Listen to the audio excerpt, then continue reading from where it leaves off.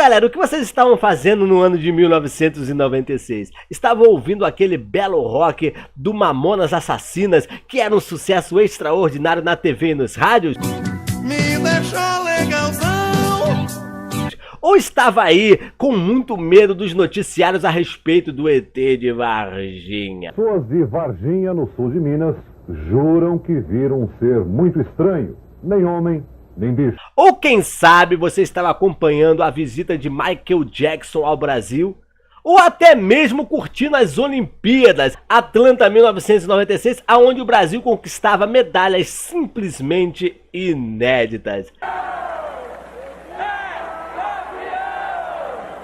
Ou quem sabe você era um terráqueo assim como eu e estava indo em alguma locadora numa sexta-feira alugar aquele belo jogo para você passar ali o seu final de semana todo. Ou quem sabe vendo a famosa, inesquecível Emanuele, hein?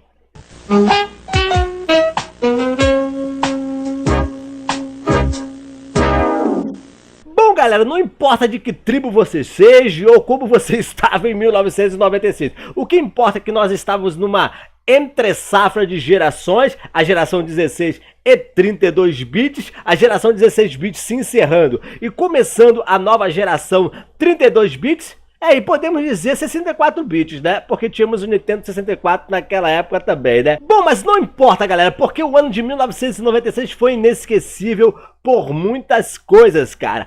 Muita gente faz referência ao ano de 1998, e sim, o ano de 1998 no mundo dos games é um ano ímpar. Um ano único na história do mundo dos games. E o ano de 1996 também é um ano marcante por muitas influências e muitas franquias que surgiram naquele ano, galera. Pois bem, não saia daí, porque hoje, nesse vídeo aqui, nós vamos falar de algumas coisas, alguns fatos incríveis do ano de 1996, aquele ano inesquecível para todo mundo que viveu o mundo dos games. Bom, galera, e vamos começar falando do fim de um ciclo de vida do famoso e inesquecível Super Nintendo. Em 1996 a Nintendo estava com todas as suas expectativas, com todas as suas ações voltadas para o famoso Nintendo 64.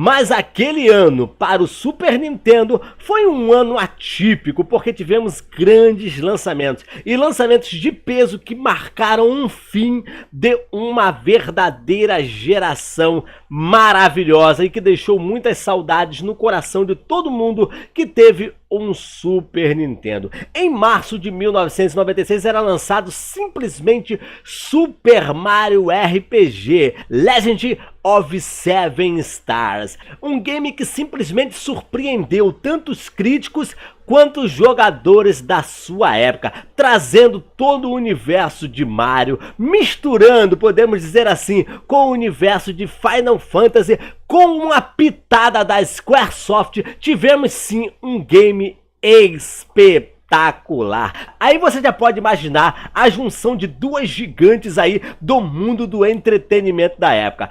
Tanto Nintendo quanto Squaresoft eram realmente duas empresas monumentais para a sua época. As duas se juntam e resolvem fazer um jogo de Mario, cara. Mario RPG. E aí já dá pra imaginar, né? Gráficos estupendos, batalhas em turnos maravilhosas e inesquecíveis, uma história envolvente, cara. O game é uma verdadeira pérola no mundo dos games, e levou muito bem aí, juntou, podemos dizer assim, dois mundos totalmente diferentes, cara. Somente com a competência da Squaresoft, juntamente com a Nintendo, poderia dar nisso, cara. E realmente tivemos aí um dos maiores games do Super Nintendo de todos os tempos. E por que não dizer, cara, aqui, um dos melhores games da geração 16 bits.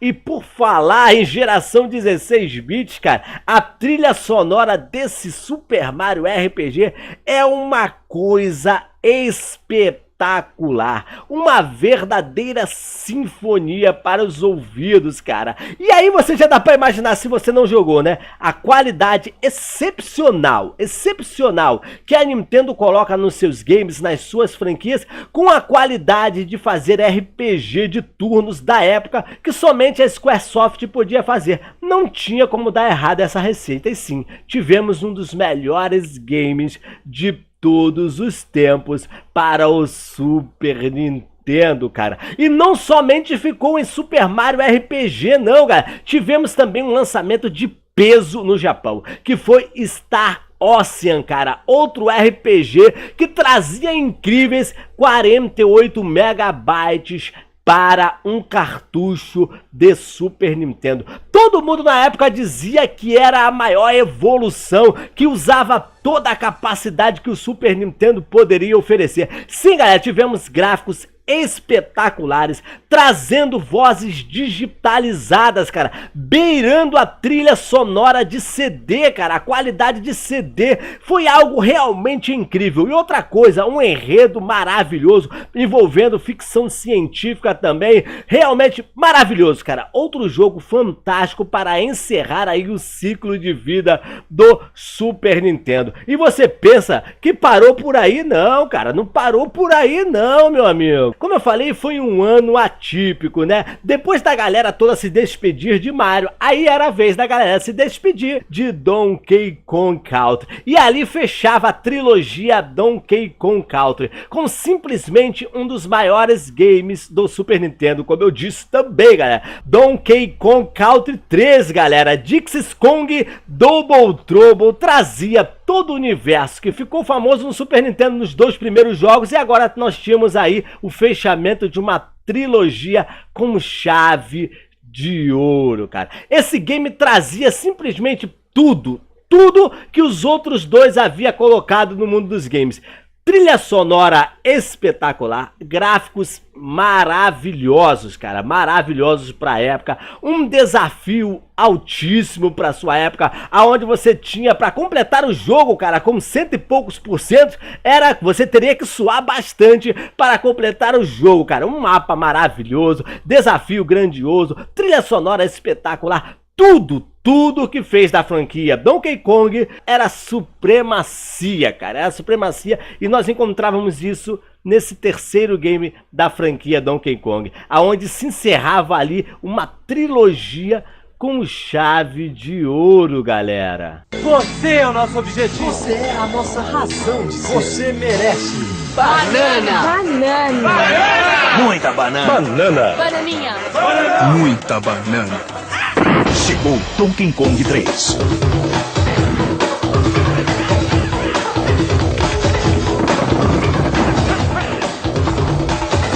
Donkey Kong 3. Vai comprar ou vai dar uma de banana? É Nintendo ou nada.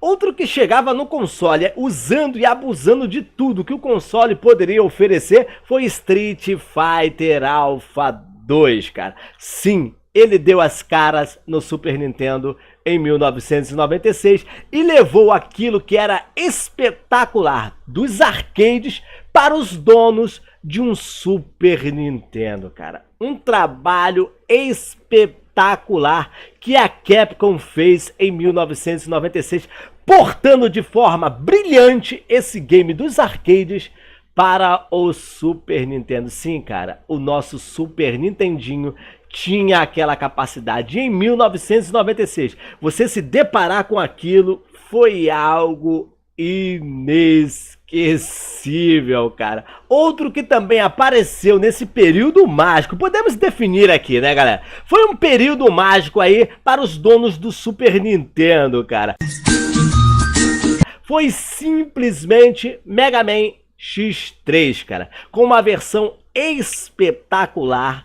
Claro, galera, muita gente diz, era mais do mesmo, as mecânicas eram as mesmas. Sim, cara, mas o lançamento de um Mega Man lá nos anos 90 era motivo para festejarmos, cara. E realmente Mega Man X3 fez tudo o que podia se esperar de um jogo da série X para o Super Nintendo, cara. Gráficos brilhantes, trilha sonora espetacular, jogabilidade acima do comum, cara, acima do comum. E outra, cara, uma dificuldade na medida certa dos games da série X, cara, que inclusive depois foi portado para os consoles da geração 32 bits. Aí se encerrava com chave de ouro o ciclo do eterno Super Nintendo, cara. Mas a Nintendo não parou por aí não, cara. Indo para o Game Boy, a Nintendo simplesmente lançou Pokémon Red Blue. A franquia nasceu em 1996 para o Game Boy, cara. E de lá pra cá a gente sabe o sucesso que é Pokémon. Sempre que um novo game de Pokémon está para ser lançado, é aquela febre, cara. Mas isso tudo começou lá em 1996, trazendo colecionismo de monstrinhos, um cenário de RPG para você explorar bastante coisas, cara. Espetacular no Game Boy, cara. Realmente aí a Nintendo encerrava aquele ciclo com chave de ouro, cara. Nascia assim uma das franquias mais rentáveis da história do mundo dos games. Que eu diga quem joga Pokémon, né, galera? E pra fechar com chave de ouro aquele ano de 1996, a Nintendo simplesmente lança o Nintendo 64, trazendo Super Mario 64 na bagagem, cara. O Ultra 64, como era conhecido naquele ano, realmente revolucionou tudo de forma brilhante e espetacular no mundo dos games. Primeiro, pulou-se uma geração. A geração seguinte seria de 32 bits. A Nintendo foi além, lançou uma geração à frente, ou seja, 64 bits. Outra coisa que a Nintendo fez diferente de tudo que se apontava naquela época era a mudança das mídias em cartuchos para a mídia em CD, cara. E a Nintendo foi na contramão disso tudo e lançou o Nintendo 64 trazendo um cartucho, cara, Inclusive, essa decisão da Nintendo foi muito questionada na época, galera. E aí se perdeu alguns games que seriam lançados para o próprio console, como Final Fantasy VII, que estava sendo prometido aí para o Nintendo 64 e também para o PlayStation na época, justamente por causa da escolha da Nintendo em usar o cartucho novamente. Mas bom, galera, deixando isso de lado, o Nintendo 64 trouxe uma grande revolução gráfica para o mundo dos games. Nós tínhamos ali diante de nós, jogando Super Mario 64, um mundo totalmente 3D. Tridimensional, galera, trazendo aí várias opções, cara, para você explorar numa fase. Sim, não era um mundo propriamente aberto, um open world aí como é hoje, mas ali já se apresentava sim as técnicas para um mundo aberto, cara. Mario proporcionou isso tudo, uma exploração fora do comum, power-ups incríveis para você usar, a busca pelas estrelas, que era algo maravilhoso, cara. Outra coisa, os gráficos eram uma coisa fora do comum, cara, fora do comum. Ninguém naquela época tinha visto os gráficos 3D tão perfeitos como aquele, cara. Até hoje os gráficos de Super Mario 64 impressionam, cara. Ainda mais quando se coloca na época, 1996, aí você vê o trabalho de excelência que a Nintendo fez com o Nintendo 64, cara. Coisa incrível. Outro fator de destaque nesse jogo é a sua trilha sonora, cara. Você via ali a qualidade dos CDs na época, mas Super Mario 64 trazia uma qualidade sonora fora do comum, cara. Era algo incrível, cara. As músicas é aquele tipo de música que gruda na sua cabeça de uma forma extraordinária. Você vai andando e vai cantarolando as músicas onde você vai. Realmente, Mario 64 foi uma revolução nunca vista no mundo dos games. Tanto é que muita gente diz o seguinte: existem os games 3D antes de Mario 64 e os depois de Mario 64, que aí nós podemos depois ver Ocarina of Time, o surgimento de Banjo-Kazooie e muitas outras franquias de sucesso, aproveitando da engine de Super Mario 64. Até hoje é uma das maiores revoluções no mundo dos games, galera. E assim se encerrava a história da Nintendo naquele ano de 1996. Como eu mostrei para vocês aqui, o Super Nintendo trazendo lançamentos incríveis, Uma das franquias mais rentáveis da história do mundo dos games surgiu naquele ano, que foi simplesmente Pokémon, e também o lançamento do Nintendo 64 com Super Mario 64, que foi outra coisa incrível para aquele ano de 1996. Realmente a Nintendo surpreendeu o mundo, galera, surpreendeu o mundo. É Nintendo ou nada. Bom, galera, como nós vimos, a Nintendo encerrava ali o seu ciclo com chave de ouro. E como estava a Sega no ano de 1996? Sim, o Mega Drive recebia um jogo fantástico naquele ano de 1996, que era simplesmente Sonic 3D Blast, cara. O game usava e abusava de tudo que o Mega Drive poderia oferecer, cara. Tinha para oferecer, com um cartucho que trazia gráficos em 3D pré-renderizados, cara. Sim, uma trilha sonora absurda e animalesca de Sonic e uma nova mecânica onde Sonic tinha que resolver alguns puzzles, passar por alguns estágios de plataforma. Sim, cara, haviam reinventado o Sonic de forma brilhante, cara, de forma brilhante. Realmente, Sonic 3D Blast é um game que marcou o Mega Drive e encerrou ali, podemos dizer assim, praticamente o ciclo com chave de ouro aí dos lançamentos para o Mega Drive. A Sega já havia lançado o Sega Saturn naquela época, sim, havia saído na frente da Big N e já disputava o mercado com a Sony, cara. Tanto o PlayStation como o Mega Drive já estavam no mercado e a Sega estava investindo pesado no seu console de 32 bits, cara. Sim, o Sega Saturn receberia games fantásticos naquele ano de 1996. E nós vamos começar simplesmente com o Guardian Heroes, um beat'em up com gráficos espetaculares em 2D que provavam claramente a capacidade que o Sega Saturn tinha de reproduzir gráficos 2D com qualidade. Que diga-se aqui de passagem que as melhores adaptações dos games de arcade 2D foram parar no console da Sega, cara. Sim, Guardian Heroes trazia um beat'em up com gráficos belíssimos, como eu falei, uma trilha sonora espetacular e um enredo que misturava tanto briga de rua com RPG, com elementos de RPG. Sim, galera, um game brilhante, fantástico para o Sega Saturn, cara. Sim, trazendo a qualidade que só a Sega colocava nos seus jogos 2D na época. Realmente um game inesquecível para o Sega Saturn.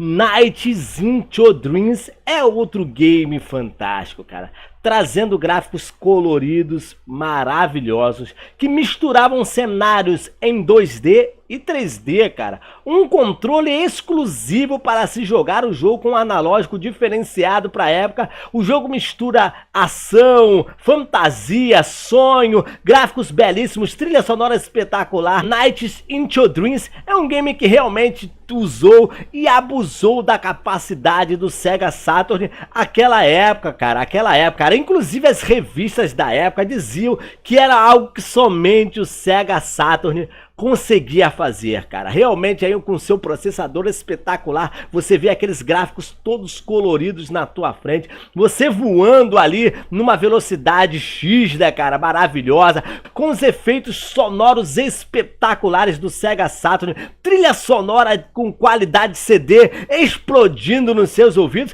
que seria um grande sucesso, não é mesmo? Não é à toa que Nights into Dreams é um dos games mais marcantes da geração 32 bits e querido por muitas pessoas que puderam viver aquele ano de 1996, cara. Tanto dos felizardos que possuíam o Sega Saturn na época, como também dos donos do PlayStation, cara, que ficaram abismados com o que estava acontecendo na sua tela. Na sua tela não, porque os donos de PlayStation não passavam isso na tela dele não, nas telas de quem era dono de um Sega Saturn. Realmente maravilhoso, cara, maravilhoso. Disputando a preferência dos jogadores em 1996, Sega Saturn e PlayStation da Sony simplesmente também disputavam uma outra fatia do mercado, as dos desenvolvedores. Sim, galera, todo mundo lançava os seus games tanto para o Sega Saturn quanto para o PlayStation, cara. E foi aí que tivemos uma das gerações mais vibrantes do mundo dos games, que é a geração 32 bits, cara. Sem sombra de dúvidas, uma guerra maravilhosa, uma console war também inesquecível que se iniciava lá no ano de 1996, cara. Muitos jogos saíram tanto para o PlayStation quanto para o Sega Saturn. E foi aí que nós vimos o surgimento simplesmente de Lara Croft em 1996.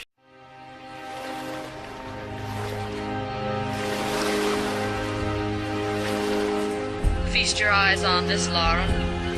How does that make your wallet rumble? I'm sorry. I only play for sport. Then you'll like a big park. Peru. Vast mountain ranges to come.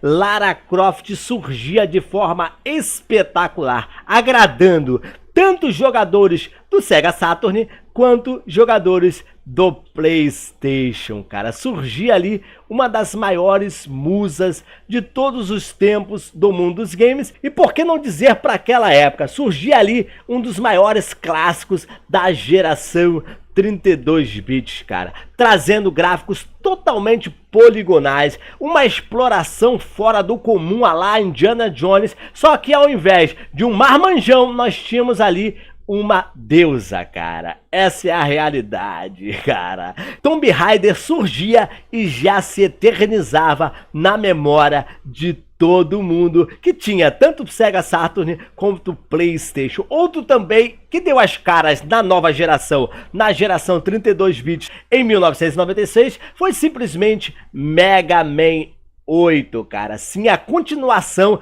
da franquia clássica do robozinho azul, cara. Depois de Mega Man 7 no Super Nintendo, agora era a vez do famoso robozinho migrar para a nova geração. E aí surgia Mega Man 8, trazendo gráficos estupendos, trilha sonora estupenda, como era comum para os jogos do Mega Man, mas o diferencial era simplesmente uma cena de abertura fantástica e inesquecível, cara.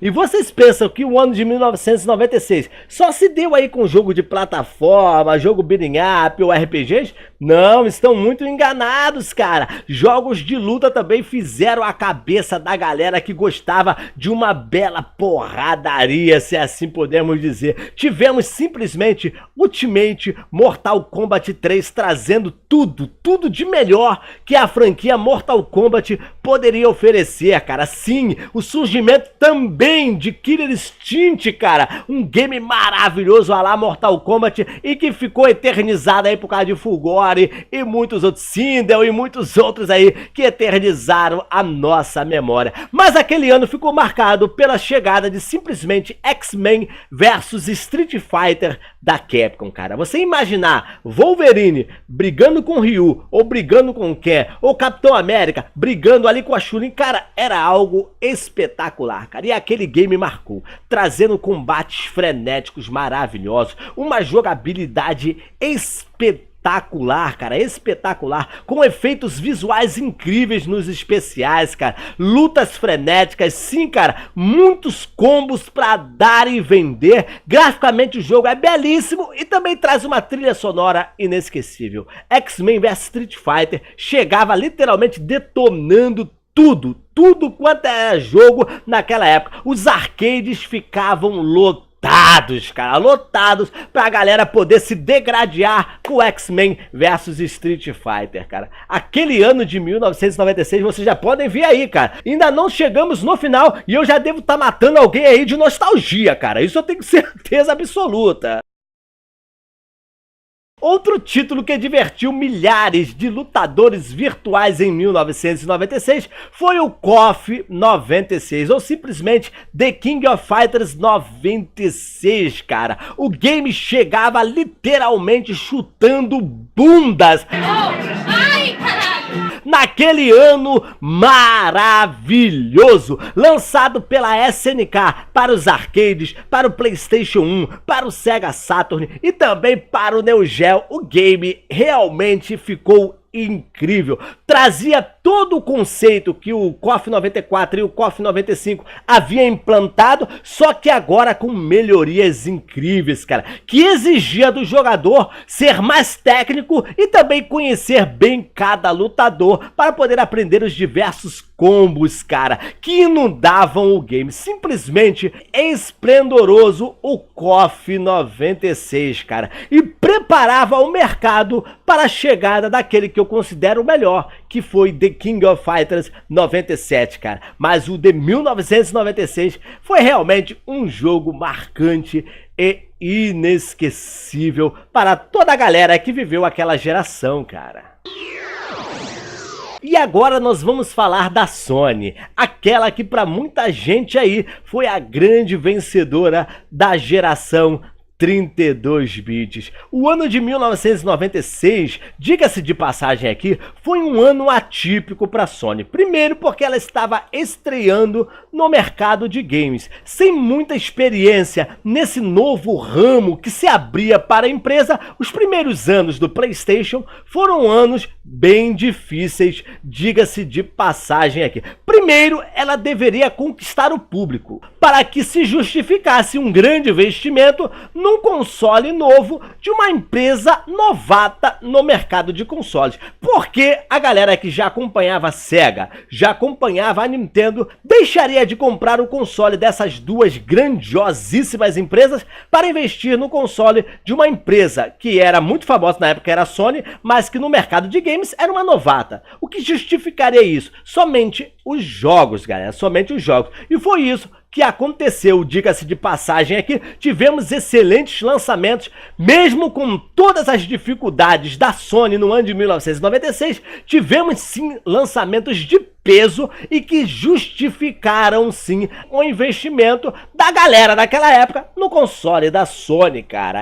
Isso realmente começou a mudar com a chegada daquele que eu considero o primeiro grande sucesso do PlayStation 1, que foi Tobal número 1, cara. Trazendo como grande responsável pelos desenhos Akira Toriyama, o responsável pela saga Dragon Ball. O game da Square nos coloca aí numa batalha em 3D nada convencional, mas que pra época chamava muita atenção, cara. Sim, esse talvez tenha sido aí o grande pontapé inicial aí no grande sucesso do que foi depois o famoso console da Sony, o PlayStation. Recebeu notas 9, maravilhosa nas revistas da época. Tobal número 1 alavancava aí sim, galera, muita pancadaria em um 3D nada convencional, que até hoje eu não consigo entender como aquilo fez sucesso, sinceramente, trazendo um modo história espetacular, diga-se de passagem aqui, né, misturando um pouco dos RPGs que a Square estava acostumada a fazer com um game de luta 3D, cara. Poderia, se você olhar assim à primeira vista, ele falava, pô, isso não vai dar certo não, cara. Sim, mas deu muito certo, cara. Deu muito certo e foi aí que começou realmente aí a grande alavancada aí do grande sucesso, que foi o console da Sony, cara. Aos poucos, com o suporte de muitas outras desenvolvedoras, o PlayStation foi ganhando corpo, foi ganhando espaço, foi ganhando carinho nos corações de muitos gamers. E muita gente começou a deixar de lado o Sega Saturn e migrar para o PlayStation. E isso aconteceu de forma espetacular e ímpar com a chegada de simplesmente um game da Capcom que iria revolucionar todo o mundo dos games naquele ano de 1996. Estamos falando dele, você já deve saber qual jogo eu tô falando, né? Resident Evil 1, cara. É o game que marcou para sempre a história da Sony. Eu costumo dizer, cara, que esse game é um grande divisor de águas para a Sony, para o sucesso ou para o fracasso do PlayStation, cara. Simplesmente um game que trazia um survival horror nunca visto à época, cara. Nunca visto à época. Gráficos maravilhosos. Só a abertura ali com atores reais já chamava a atenção, né, cara? Já chamava a atenção de todo mundo que passava ou numa locadora ou em algum lugar que estivesse vendendo o console da Sony e estivesse rodando um PlayStation ali com um Resident Evil, chamava a atenção de qualquer um, cara. Porque ninguém nunca tinha visto com aquela qualidade, cara. Nós tínhamos visto no Sega CD e também já no 3DO, cara, mas com aquela qualidade era algo incrível, cara, era algo incrível. E realmente a Capcom conseguiu fazer um jogo espetacular, cara. Depois daquela abertura fantástica, você chega numa mansão e você precisa explorar uma mansão mal assombrada, aonde você vai se deparar com zumbis,